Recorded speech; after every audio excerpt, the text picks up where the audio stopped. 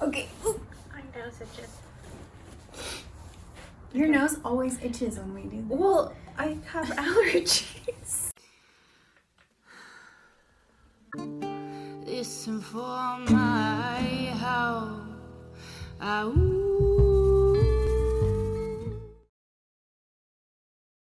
Hello, my name is Nicole. And I'm Misha. And we're Ritual Común. So today we are talking about something that comes up all the time. Why can't I meditate? Or why is it so hard for me to meditate? What the heck is wrong with me? One, it comes with a backdrop of a lot of negative self-talk, like, what's wrong with me? Why can't I do this? Why am I not good enough? Why does everybody else have this spiritual, amazing experience, and what the heck is up? And I think we downplay meditation a lot because a lot of us just think, well, I just have to sit there and not think. And it sounds kind of simple, but it's really, really difficult because we're humans and we were made to think. Yeah. Do we? We don't know. I mean, most of us think a lot, and if you're not thinking a lot, then that's... You're meditating. Oh, it's nice. So healthy. I wish I could stop thinking as much as I do. Mm-hmm. But here's the deal, is that a lot of people talk to us about this problem that they have where they cannot interconnect with themselves, but that's just not the truth. What's happening is, like, I've said it before, you go into meditation and you're turning on, like, this little light switch, like, ding, and from there, you start to see everything that's inside. And, I mean, have you ever done that? To just stop and analyze what's inside? So it's not comfortable. And usually when we're uncomfortable, we kind of try to find a way to deflect from that. So it can be the inner chatter or listening to the noises outside. All these fun things can happen. So there's a few ways. We're going to do another video later about ways of meditation so that you can try different things and see what works for you. But a couple of things are happening, and I always relate the meditation aspect to when you're looking inside, what's happening. If you see a lot of inner chatter, okay, well then that's one thing. You need to start listening to your thoughts. Start to actualize what thoughts are helping me gain insight into myself and what thoughts are just negative and criticizing me or giving me like this sort of self-image that I've been telling myself over and over, and how do I catch that now and erase that? And yes, they will exist, and yes, they will not leave you alone until you deal with them. And so you can either kind of say, I'm going to clear them as you look at them, or you can do another practice where you actually like bring a practice of putting them into another place. So either separating them from yourself or bringing them into light or whatever that is. So that's one way to get rid of that chatter. It's like Tinder for your mind. You're like, swipe left, swipe right. I should really have to deal with this right now. My expectations for meditation were not realistic at all. And I think that happens to a lot of us. We hear all these great benefits of meditation, of increased focus and peace and being present, and how it's going to just change our lives, which it does. But one, it's a process. And two, we think that if we just start to do it, that in a week, we're going to see results. And this is something that we as humans always want, especially right now in our society. Instant, yes, like right now. And it takes some time. And a lot of people start with really lofty goals. They really want to go into meditation and sit for an hour, or even something like 10 minutes can be really difficult. So for me, I think what's really important is to break it down for yourself. Maybe you tell yourself, I'm going to try to be present for 10 breaths. And when I lose focus, I'm going to go back to 1. And doing that, you'll see that maybe you can only really be present for 3 breaths. And so you do that for like a week or 2 weeks, however long, and you get really proud of, like, I can do this for a minute.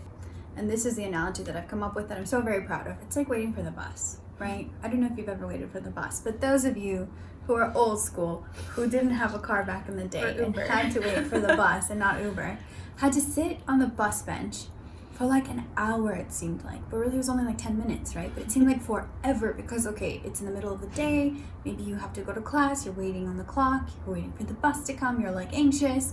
And it's just happening where you're waiting for this thing to take you somewhere, but nothing is happening yet, and it's not there yet, and you're like, ooh, what's happening?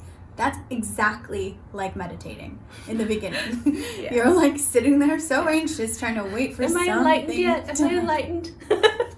And nothing is happening because all you're dealing with are those things that are blocking you from going into the vehicle, right? And the vehicle's going to show up. It's always going to come. For everybody it comes. It's just a matter of what do you need to get through before you get to this place where you feel, oh, like nice.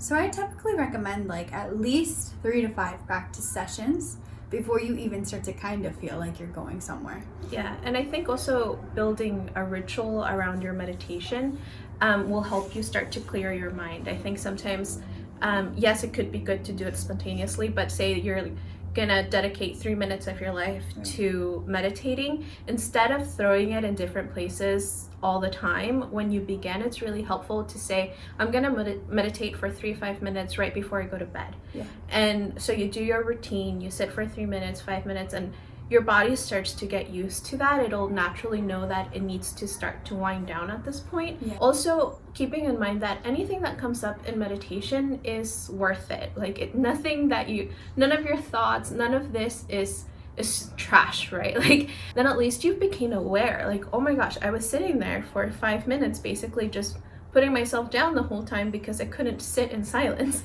Yeah. And then you start to realize that this becomes a pattern. So even having you catch the jerk inside, really, and it's like, oh wait, I'm an ass to myself. Stop that. I need to be nicer. Like, for example, if you're sitting in meditation, you hear all that negative self-talk, or even just worry thoughts, then what's happening is that you've told yourself that that's how you deal with things. And so now you're going into this space, a silent space, literally silent space. And yes, you're hearing noises around you, but you're supposed to just be able to say, okay, eventually you'll be able to say, okay, those noises are just happening and it's okay. I'm going to listen to me first. And then when everything slows down and you're starting to look in, you're able to say, oh, I see what's happening now. And you get so much insight into yourself, better than anybody can tell you.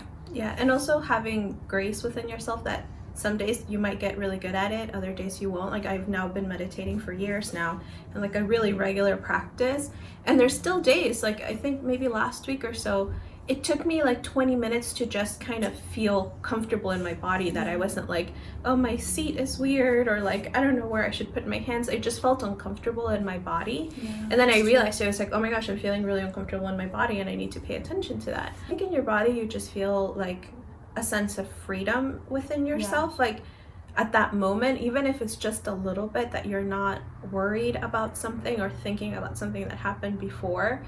Having just like 5 minutes of that is actually a humongous help for your anxiety and depression and things like that. And because your stress, because in that moment it just doesn't matter. And I think that for me, that's been the magic of meditation, is that in those moments where I am truly just in the present moment, right, I realize, like, in the present, like right now, this is all I have and I'm enjoying myself so much. Okay guys, well, we hope you liked this video. If you did, give it a big thumbs up, and if not, just go to another video, because you know. Anyways, please do comment in the comment box below anything that you've experienced, if you like or do not like meditating. Have you been able to experience it, and what things have helped you do that? Yes, and also if you guys are on Instagram, we upload weekly oracle cards. So if you guys want to check that out, please do so. They're really fun. IGTV. Our links are below. Yes. Bye. Okay, bye. If you like what you hear and you want to keep the conversation going, listen to our podcast, Ritual Común Contigo. Also check out our Instagram, where we have affirmation, oracle cards, and give a special message just for you. Make sure to check out our website, ritualcomún.com. Inhala, Exhala. Inhala, exhala.